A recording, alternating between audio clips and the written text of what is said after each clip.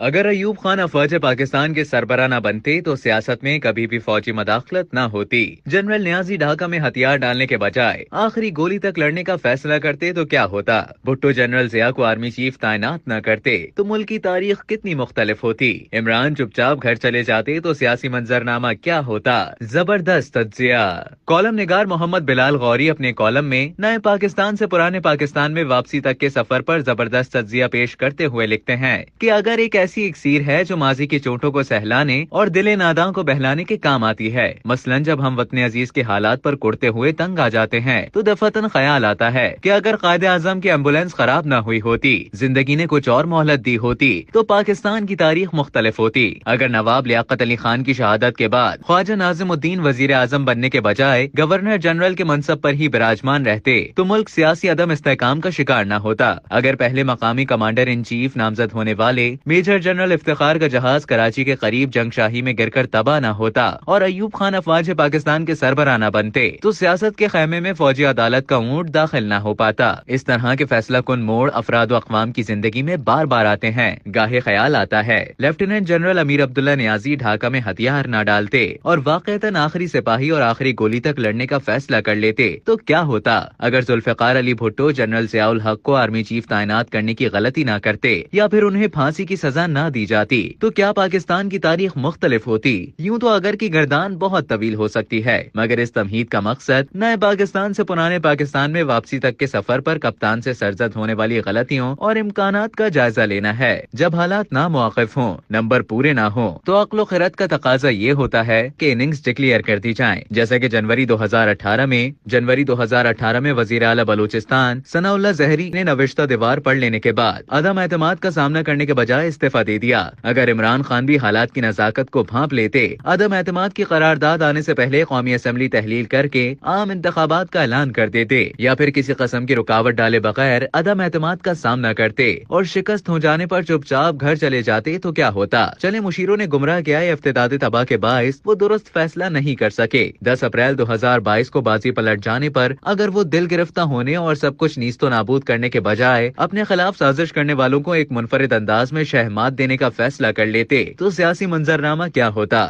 ذوالفقار علی بھٹو ایوب خان کی کابینہ میں وزیر رہے، نواز شریف نہ صرف جنرل ضیاء الحق کے شریک سفر رہے بلکہ ان کی وفات کے بعد بھی مشن مکمل کرنے کی باتیں کرتے رہے۔ جاوید ہاشمی، یوسف رضا گیلانی سمیت کون سا سیاستدان ہے جس نے سیاسی بندوبست کی نرسری میں پرورش نہیں پائی؟ عمران خان بھی اگر کسی کی انگلی پکڑ کر اقتدار میں آئے تھے تو یہ ہرگز اچنبے کی بات نہیں، لیکن بچپن اور نادانی کا یہ دور ختم ہو جانے پر بالغ ہو جانا چاہیے۔ جس طرح بے نظیر بھٹو اور نواز شریف نے ماضی سے سبق سیکھا اور میثاق جمہوریت پر دستخط کیے، اس طرح عمران خان بھی سیاسی شعور پاتے، اپنے مخالفین کے پاس جاتے، میاں نواز شریف، آصف زرداری، مولانا فضل الرحمان، اسفندیار ولی، سراج الحق، اختر منگل اور خالد مقبول صدیقی سمیت تمام ہم اثر سیاستدانوں سے رجوع کرتے اور کہتے کہ ہمارے اختلافات ہیں اور رہیں گے، لیکن جس طرح دنیا بھر میں آباد نیازی کہتے ہیں کہ میاں والی سانجی ہے، اسی طرح ہمارے درمیان جمہوریت اور سویلین بالادستی قدرے مشترک ہے۔ ہم مل کر طے کرتے ہیں کہ چابی والے کھلونے نہیں بنیں گے، کسی بادشاہ گھر کے اشاروں پر نہیں ناچیں گے، عوام کے حق انتخاب کا دفاع کریں گے اور کسی کو ووٹ کی عزت پامال کرنے نہیں دیں گے۔ میرا خیال ہے کہ پاکستان کی تاریخ میں پہلی بار ہم اس فیصلہ کن موڑ پر کھڑے تھے جہاں اس راستے کا انتخاب کر کے سیاسی استحکام کی منزل حاصل کی جا سکتی تھی، لیکن بدقسمتی سے عمران خان اس ظرف کا مظاہرہ نہیں کر پائے، وہ اپنی انا اور خود پسندی کے حصار سے باہر نہیں نکل پائے یا پھر سیاسی بیانیہ زمین بوس ہونے کے خوف سے یہ پیش رفت نہیں کر سکے۔ اس سوال کا جواب ان کے سوا کوئی نہیں دے سکتا، لیکن ان کے پاس ایک اور راستہ بھی تھا۔ کرکٹ میچ کے دوران آپ کی اننگز ختم ہونے کا مطلب یہ نہیں ہوتا کہ کھیل ختم ہو گیا۔ آپ اچھی فیلڈ لگاتے ہیں، مخالف ٹیم کو جلد آؤٹ کرنے کی کوشش کرتے ہیں اور اپنی باری کا انتظار کرتے ہیں۔ اسی طرح اگر آپ بلے باز ہیں اور کسی خطرناک بالر کا سامنا ہے تو آپ اس وقت تک ٹک ٹک کرتے رہتے ہیں جب تک شاٹ لگانے کے لیے کوئی لوز بال نہیں ملتی۔ اگر آپ جلد بازی کا مظاہرہ کریں تو کیا ہوتا ہے؟ کلین بولڈ ہو کر پویلین کو واپس لوٹ آتے ہیں۔ اسی طرح سیاست کے میدان میں بھی بے صبری کا کوئی فائدہ نہیں ہوتا۔ اپوزیشن میں بیٹھنے کا مطلب یہ ہوتا ہے کہ آپ کسی بھی وقت دوبارہ اقتدار میں آ سکتے ہیں۔ عمران خان برطانیہ جاتے، اپنے بچوں اور سابقہ بیوی کے ساتھ وقت گزارتے۔ پی ڈی ایم کی حکومت کو جس طرح کے معاشی مسائل کا سامنا تھا، اس کا غیر مقبول ہونا ناگزیر تھا۔ جب اگست 2023 میں اسمبلیوں کی مدت ختم ہوتی تو پاکستان واپس آ کر جلسوں کے ذریعے اپنے کارکنان کا لہو گرماتے اور ایک بار پھر وزیر اعظم بن جاتے۔ آزاد کشمیر، گلگت بلتستان، پنجاب اور خیبر پختونخوا خواہ میں ان کی حکومت تھی۔